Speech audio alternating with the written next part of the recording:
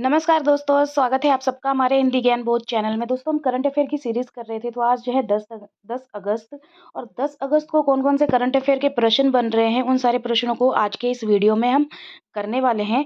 तो पहला प्रश्न है आप सभी के सामने, हाल ही में the women's competition of the high 100 tournament में 500 रन बनाने वाली विश्व की पहली खिलाड़ी कौन है?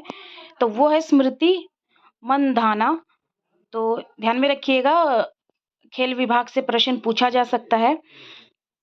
दूसरा प्रश्न है, मध्य प्रदेश का पहला फ्लोटिंग सोलर प्रोजेक्ट निम्नलिखित में से कहाँ स्थापित किया जा रहा है? तो वो किया जा रहा है ओंकारेश्वर में।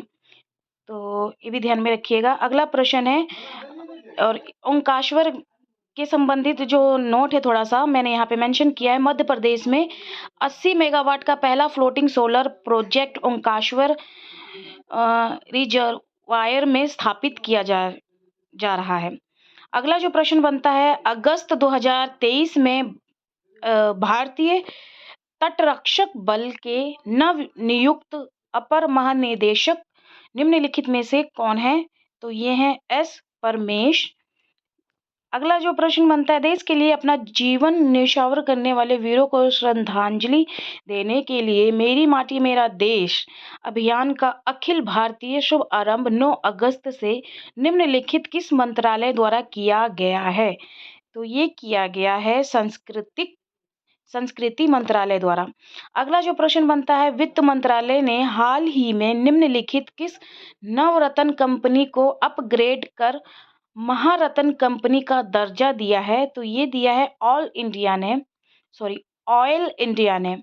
अगला जो प्रश्न बनता है, चोंगदू चीन में संपन्न FISU वर्ल्ड यूनिवर्सिटी गेम्स 2023 में भारत ने कुल कितने पदक जीते हैं? तो ये कुल 26 पदक जीते हैं।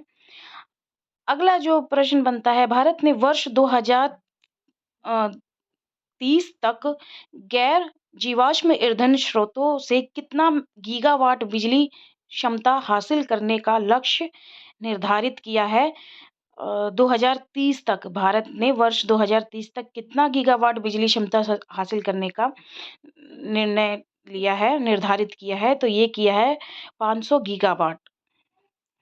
हाल ही में ओडिशा उच्च न्यायालय का मुख्य न्यायाधीश निम्नलिखित में से किसे नियुक्त किया गया है? तो ये न्यायमूर्ति सुभाषिष तालपात्रा को किया है।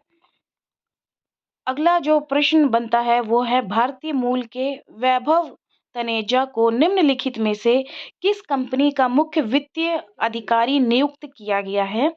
तो ये किया है टेस्ला मोटर्स ने। भारत ने FISU वर्ल्ड यूनिवर्सिटी गेम 2023 में कितना स्वर्ण पदक हासिल किया है? तो ये किया है 11 स्वर्ण पदक। अगला जो प्रश्न बनता है, हाल ही में GI टैग प्राप्त जलेसर धातु शिल्प निम्नलिखित किस राज्य से संबंधित है? तो ये उत्तर प्रदेश से।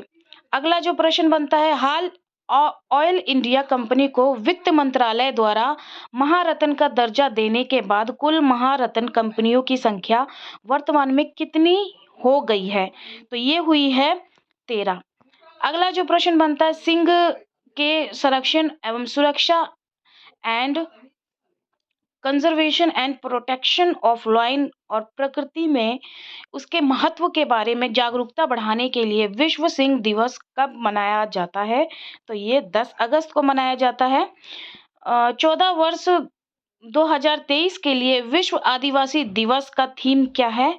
तो ये थीम रखा है, आत्मनिर्णय के लिए परिवर्तन के प्रेरक के रूप में आदिवासी युवा, विकल्प भी रखा है।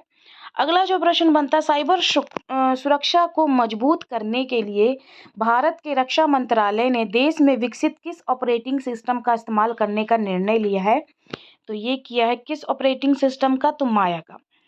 हाल ही में किस राज्य सरकार ने अनुसूचित जनजाति, अनुसूचित जाति और पिछड़े वर्ग की महिलाओं की वित्तीय सहायता के लिए गृह लक्ष्मी योजना नामक कार्यक्रम की शुरुआत की है? तो ये की है किस राज्य ने? तेलंगाना ने।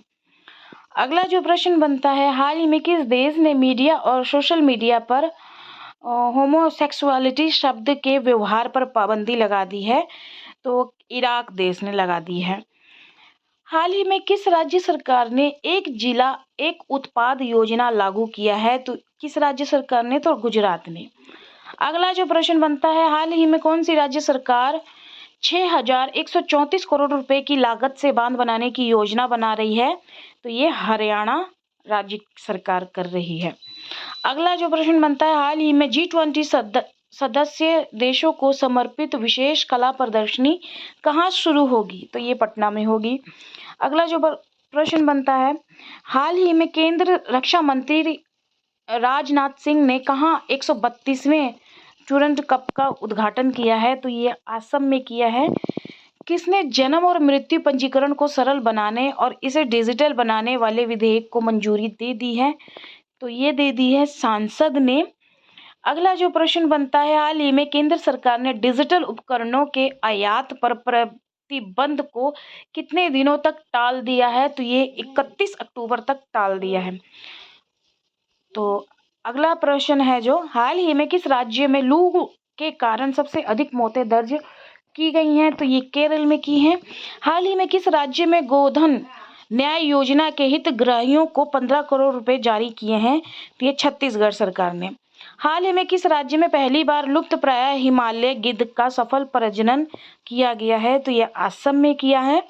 हाल ही में किस इंग्लैंड के खिलाड़ी ने अंतर्राष्ट्रीय क्रिकेट से संन्यास लेने की घोषणा की है, तो एलेक्स हेल्स ने। हाल ही में यूक्रेन शांति वार्ता का आयोजन कहाँ किया गया है, तो सऊदी अरब में। हाल ही में जारी फॉर्च्यून ग्लोबल 500 सूची में कौन सी कंपनी शीर्ष पर रही है, तो वॉलमार्ट कंपनी रही है। हाल ही में India fast life insurance company ने कौन सी योजना शुरू की है, तो गोल्ड योजना शुरू की है। तो गोल्ड की फुल फॉर्म यहाँ पे मैंने लगा दी है, जिसमें गारंटी ऑफ लाइफ ड्रीम्स है। अगला जो प्रश्न बनता है, हाल ही में किसने देवधर ट्रॉफी 2023 का खिताब जीता है, तो साउथ जोन ने जीता है। विश्व नागासाकी दिवस 2023 कब मनाया जाता है, तो 9 अगस्त को। तो 9 अगस्त को हर साल नागासाकी दिवस मनाया जाता है। वैश्विक इतिहास में एक दुखद महत्व रखता है। यह उस दिन को चिन्हित करता है जब जापानी शहर नागासाकी द्वितीय विश्व युद्ध के दौरान परमाणु बम से तबाह हो गया था। यह दिन परमाणु हथियारों की विशाल विनाशकारी शक्ति और स्थायी शांति की आवश्यकता की याद दिलाता है। तो ये आज के करंट अफेयर से 32 प्रश्न थे जो एग्जाम की दृष्टि से मुझे महत्वपूर्ण लगे। आज के वीडियो में मैंने शामिल किया। कैसे लगे कमेंट सेक्शन में कमेंट करके अपनी फीडबैक जरूर दीजिएगा। ज़्यादा से ज़्यादा इसको शेयर करिएगा, लाइक करिएगा। फिर मिलते हैं एक नए वीडियो में एक नए टॉपिक के साथ। धन्यवाद।